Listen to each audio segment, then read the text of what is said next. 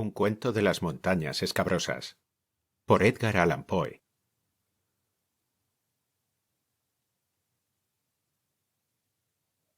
Durante el otoño del año 1827, mientras residía cerca de Charlottesville, Virginia, trabé relación por casualidad con Mr. Augustus Bedloe. Este joven caballero era notable en todo sentido, y despertó en mí un interés y una curiosidad profundos. Me resultaba imposible comprenderlo tanto en lo físico como en lo moral. De su familia no pude obtener informes satisfactorios. Nunca averigüé de dónde venía. Aún en su edad, si bien lo califico de joven caballero, había algo que me desconcertaba no poco. Seguramente parecía joven, y se complacía en hablar de su juventud, mas había momentos en que no me hubiera costado mucho atribuirle 100 años de edad. Pero nada más peculiar que su apariencia física. Era singularmente alto y delgado, muy encorvado. Tenía miembros excesivamente largos y descarnados, la frente ancha y alta, la tez absolutamente exangüe, la boca grande y flexible, y los dientes más desparejados, aunque sanos, que jamás he visto en una cabeza humana. La expresión de su sonrisa, sin embargo, en modo alguno resultaba desagradable, como podía suponerse, pero era absolutamente invariable. Tenía una profunda melancolía, una tristeza uniforme, constante. Sus ojos eran de tamaño anormal, grandes y redondos, como los del gato. También las pupilas, con cualquier aumento o disminución de luz, sufrían una contracción o una dilatación como la que se observa en la especie felina. En momentos de excitación, le brillaban los ojos hasta un punto casi inconcebible. Parecían emitir rayos luminosos, no de una luz reflejada, sino intrínseca, como una bujía, como el sol. Pero por lo general tenía un aspecto tan apagado, tan velado y opaco, que evocaban los ojos de un cadáver largo tiempo enterrado.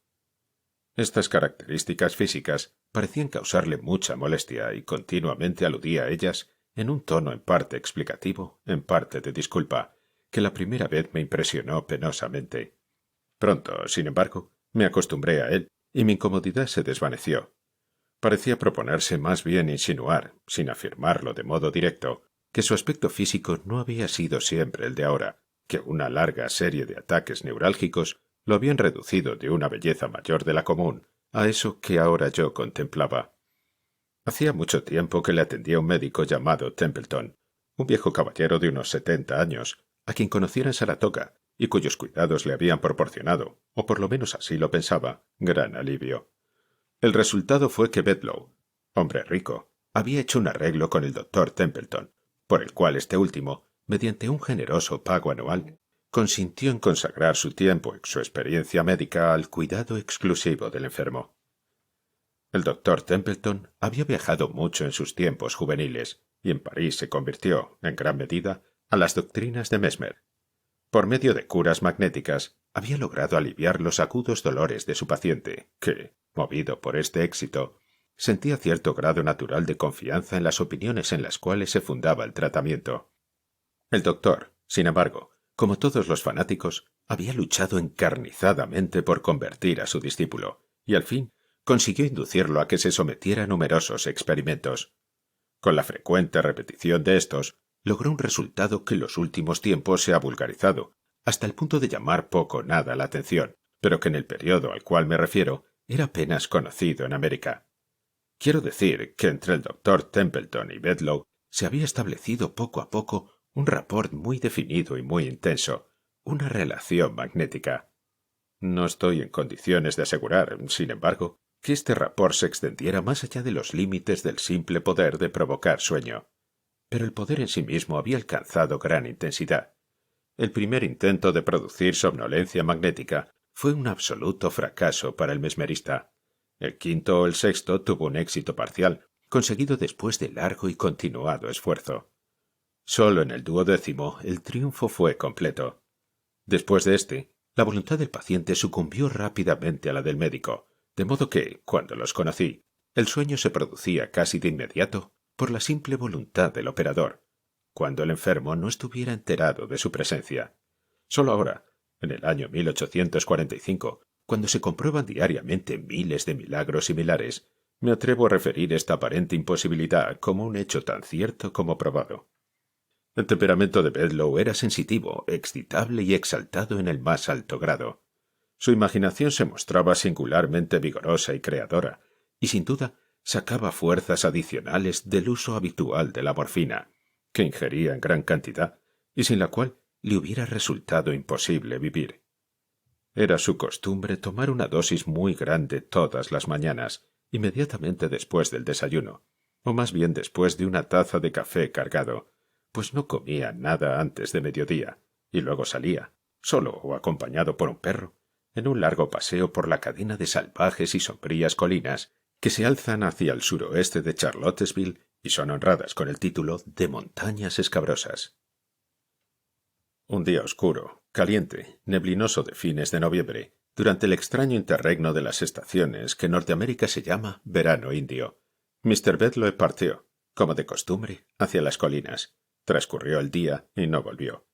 A eso de las 8 de la tarde, ya seriamente alarmados por su prolongada ausencia, estábamos a punto de salir en su busca, cuando apareció de improviso, en un estado no peor que el habitual, pero más exaltado que de costumbre. Su relato de la expedición y de los acontecimientos que lo habían detenido fue en verdad singular. «Recordarán ustedes», dijo, «que eran alrededor de las 9 de la mañana cuando salí de Charlottesville. De inmediato dirigí mis pasos hacia las montañas y a eso de las 10 entré en una garganta completamente nueva para mí. Seguí los recodos de este paso con gran interés. El paisaje que se veía por doquiera, aunque apenas digno de ser llamado imponente, presentaba un indescriptible y para mí delicioso aspecto de lúgubre desolación. La soledad parecía absolutamente virgen. No pude menos de pensar que aquel verde césped y aquellas rocas grises nunca habían sido halladas hasta entonces por pies humanos. Tan absoluto era su apartamiento y en realidad tan inaccesible, salvo por una serie de accidentes, la entrada del barranco, que no es nada imposible que yo haya sido el primer aventurero, el primerísimo y único aventurero que penetró en sus reconditeces. La espesa y peculiar niebla o humo que caracteriza al verano indio y que ahora flota pesada sobre todos los objetos, servía sin duda para ahondar la vaga impresión que esos objetos creaban. Tan densa era esta agradable bruma que en ningún momento pude ver a más de 12 yardas en el sendero que tenía delante. Este sendero era sumamente sinuoso, y como no podía ver el sol, pronto perdí toda idea de la dirección en que andaba. Entretanto, la morfina obró su efecto acostumbrado, el de dotar a todo el mundo exterior de intenso interés. En el temblor de una hoja, en el matiz de una brizna de hierba, en la forma de un trébol, en el zumbido de una abeja, en el brillo de una gota de rocío, en el soplo del viento, en los suaves olores que salían del bosque, había todo un universo de sugestión, una alegre y abigarrada serie de ideas fragmentarias desordenadas. Absorto, caminé durante varias horas, durante las cuales la niebla se espesó a mi alrededor, hasta tal punto que al fin me vi obligado a buscar a tientas el camino. Entonces una indescriptible inquietud se adueñó de mí, una especie de vacilación nerviosa, de temblor. Temí caminar, no fuera a precipitarme en algún abismo. Recordaba además extrañas historias sobre esas montañas escabrosas, sobre una raza extraña y fiera de hombres que ocupaban sus bosquecillos y sus cavernas. Mil fantasías vagas me oprimieron y desconcertaron, fantasías más afligentes por ser vagas. De improviso detuvo mi atención el fuerte redoble de un tambor. Mi asombro fue, por supuesto, extremado. Un tambor en esas colinas era algo desconocido. No podía sorprenderme más el sonido de la trompeta del arcángel. Pero entonces surgió una fuente de interés y de perplejidad aún más sorprendente. Se oyó un extraño son de cascabel o campanilla, como de un manojo de grandes llaves, y al instante pasó como una exhalación, lanzando un alarido, un hombre semidesnudo de rostro atezado. Pasó tan cerca que sentí su aliento caliente en la cara. Llevaba en una mano un instrumento compuesto por un conjunto de arcos de acero, y lo sacudía vigorosamente al correr. Apenas había desaparecido en la niebla cuando, jadeando tras él, con la boca abierta y los ojos centelleantes, se precipitó una enorme bestia. No podía equivocarme acerca de su naturaleza. Era una hiena. La vista de este monstruo, en vez de aumentar mis terrores, los alivió, pues ahora estaba seguro de que soñaba, e intenté despertarme. Di unos pasos hacia adelante con audacia, con vivacidad. Me froté los ojos, grité, me pellizqué los brazos. Un pequeño manantial se presentó ante mi vista, y entonces, deteniéndome, me mojé las manos, la cabeza y el cuello. Esto pareció disipar las sensaciones equívocas que hasta entonces me perturbaran. Me enderecé, como lo pensaba, convertido en un hombre nuevo, y proseguí tranquilo y satisfecho mi desconocido camino. Al fin, extenuado por el ejercicio y por cierta opresiva cerrazón de la atmósfera, me senté bajo un árbol. En ese momento llegó un pálido resplandor de sol, y la sombra de las hojas del árbol cayó débil pero definida sobre la hierba. Pasmado, contemplé esta sombra durante varios minutos. Su forma me dejó estupefacto. Miré hacia arriba. El árbol era una palmera.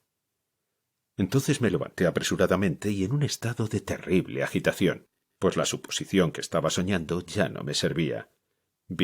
Comprendí que era perfectamente dueño de mis sentidos, y estos sentidos brindaban a mi alma un mundo de sensaciones nuevas y singulares. El calor tornóse de pronto intolerable. La brisa estaba cargada de un extraño olor. Murmullo bajo, continuo, como el que surge de un río crecido pero que corre suavemente, llegó a mis oídos, mezclado con el susurro peculiar de múltiples voces humanas.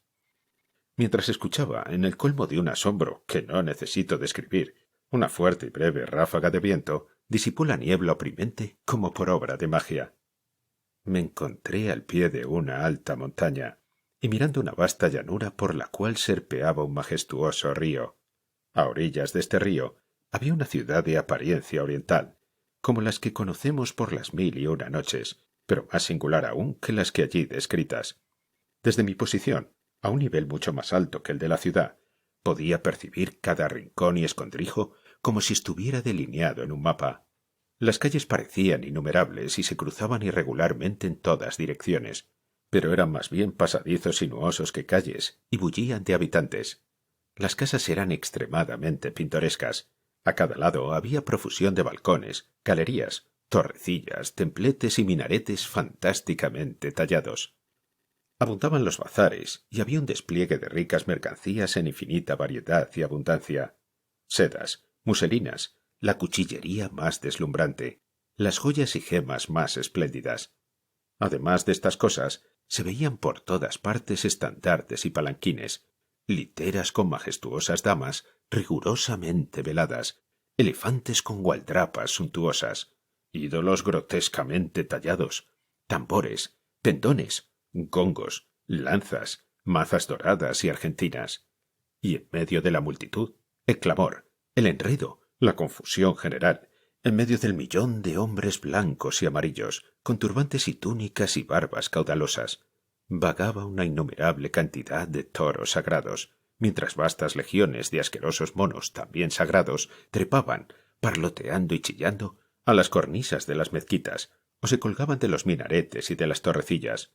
De las hormigueantes calles bajaban a las orillas del río innumerables escaleras que llegaban a los baños, mientras el río mismo parecía abrirse paso con dificultad a través de las grandes flotas de navíos muy cargados que se amontonaban a lo largo y a lo ancho de su superficie.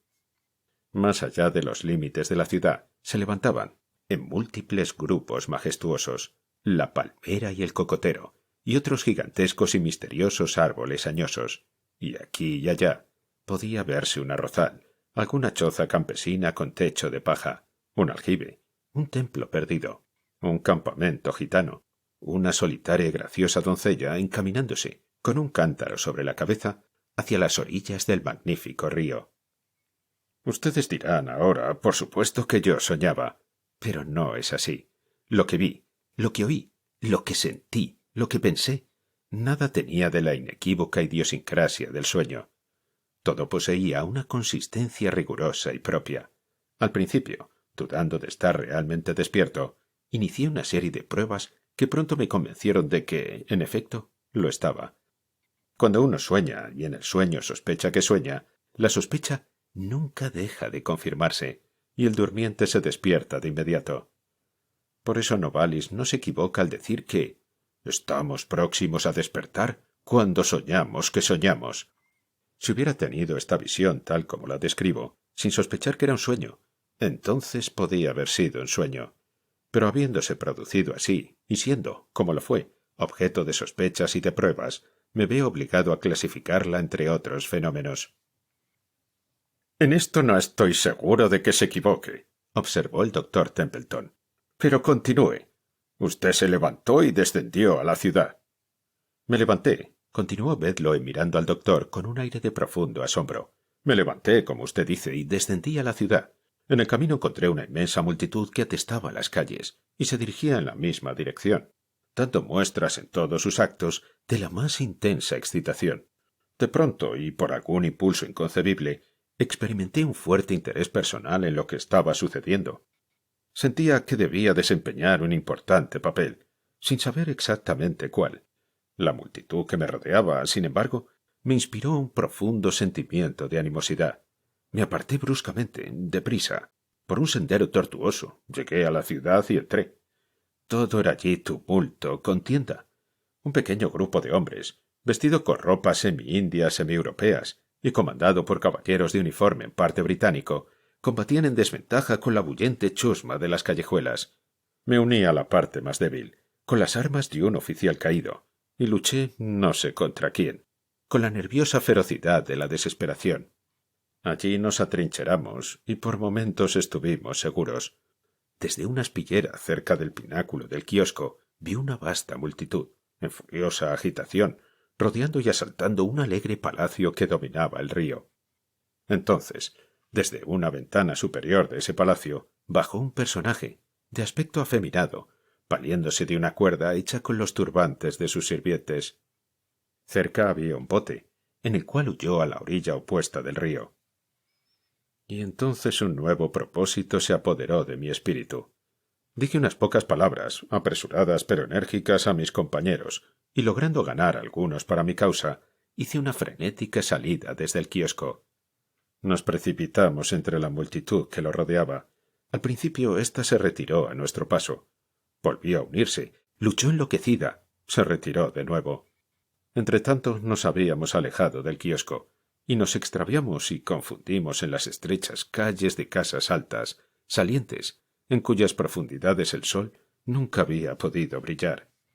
La canalla presionó impetuosa contra nosotros, acosándonos con sus lanzas y abrumándonos a flechazos. Las flechas eran muy curiosas, algo parecidas al sinuoso crismalayo. Imitaban el cuerpo de una serpiente ondulada y eran largas y negras, con púa envenenada. Una de ellas me hirió en la sien derecha. Me tambaleé y caí. Una instantánea y espantosa náusea me invadió. Me debatí, jadeando, hasta morir. «No puede usted insistir, ahora», dije sonriendo, «en que toda su aventura no fue un sueño. No se dispondrá a sostener que está muerto, ¿verdad?» Al decir estas palabras esperaba de parte de Bedloe alguna vivaz salida a modo de réplica. Pero, para asombro mío, vaciló, tembló, se puso terriblemente pálido y permaneció silencioso. Miré a Templeton. Estaba rígido y erecto en su silla. Daba diente con diente y los ojos se le salían de las órbitas. «Continúe», dijo por fin con voz ronca. «Durante varios minutos», prosiguió Bedloe, «mi único sentimiento, mi única sensación fue de oscuridad, de nada, junto con la conciencia de la muerte. Por fin, mi alma pareció sufrir un violento y repentino choque, como de electricidad. Con él apareció la sensación de elasticidad y de luz. Sentí la luz, no la vi. Por un instante me pareció que me levantaba del suelo, pero no tenía presencia corpórea, ni visible, ni audible, ni palpable. La multitud se había marchado. El tumulto había cesado. La ciudad se hallaba en relativo reposo. Abajo yacía mi cadáver con la flecha en la sien, la cabeza enormemente hinchada y desfigurada. Pero todas estas cosas las sentí, no las vi. Nada me interesaba. El mismo cadáver era como si no fuese cosa mía. Voluntad no tenía ninguna, pero algo parecía impulsarme a moverme y me deslicé flotando fuera de la ciudad, volviendo a recorrer el sendero sinuoso por el cual había entrado. Cuando llegué al punto del barranco en las montañas donde encontrara la hiena, experimenté de nuevo un choque como de batería galvánica. Las sensaciones de peso, de voluntad, de sustancia, volvieron. Recobré mi ser original y dirigí ansioso mis pasos hacia casa. Pero el pasado no había perdido la vivacidad de lo real, y ni siquiera ahora, ni siquiera por un instante, puedo obligar a mi entendimiento a considerarlo como un sueño. No lo era, dijo Templeton con un aire de profunda solemnidad. Y sin embargo sería difícil decir de qué otra manera podría llamárselo. Supongamos tan solo que el alma del hombre actual está al borde de algunos estupendos descubrimientos psíquicos. Contémonos con esta suposición. En cuanto al resto, tengo alguna explicación que dar. He aquí una acuarela que debería haberle mostrado antes, pero no lo hice, porque hasta ahora me lo impidió un inexplicable sentimiento de horror. Miramos la figura que presentaba. Nada le vi de extraordinario, pero su efecto sobre Bedloe fue prodigioso. Casi se desmayó al verlo. Y sin embargo era tan solo un retrato, una miniatura de milagrosa exactitud, por cierto, un retrato de sus notables facciones. Por lo menos, esto fue lo que pensé al mirarlo. Advertirán ustedes, dijo Templeton, la fecha de este retrato. Aquí está, apenas visible, en este ángulo. 1780. En ese año fue hecho el retrato. Pertenece a un amigo muerto, a Mr. Oldham, de quien fui muy íntimo en Calcuta durante la administración de Warren Hastings. Entonces tenía yo solo 20 años.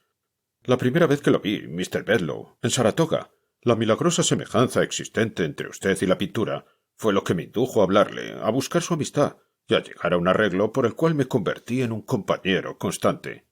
Al hacer esto me urgía en parte, y quizá principalmente, el dolido recuerdo del muerto, pero también, en parte, una curiosidad con respecto a usted, incómoda y no desprovista de horror. En los detalles de su visión entre las colinas, ha descrito usted con la más minuciosa exactitud la ciudad india de Benarés, sobre el río Sagrado. Los tumultos, el combate, la matanza, fueron los sucesos reales de la insurrección de Chieti Singh, que ocurrió en 1780, cuando la vida de Hastings corrió inminente peligro. El hombre que escapaba por la cuerda de turbantes era el mismo Chieti Singh. El destacamento del kiosco estaba formado por cipayos y oficiales británicos, comandados por Hastings. Yo formaba parte de ese destacamento e hice todo lo posible para impedir la temeraria y fatal salida del oficial que cayó, en las atestadas callejuelas, herido por la flecha envenenada de un bengalí. Aquel oficial era mi amigo más querido. Era Oldham.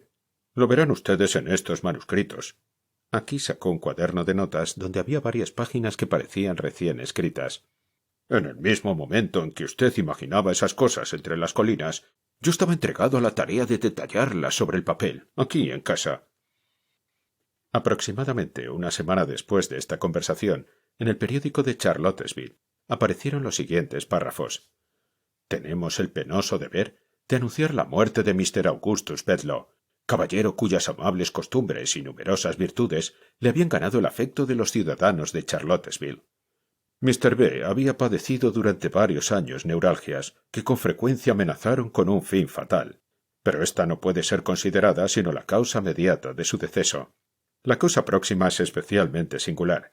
En una excursión a las montañas escabrosas, hace unos días, Mr. B. tomó un poco de frío y contrajo fiebre, acompañada por gran aflujo de sangre a la cabeza.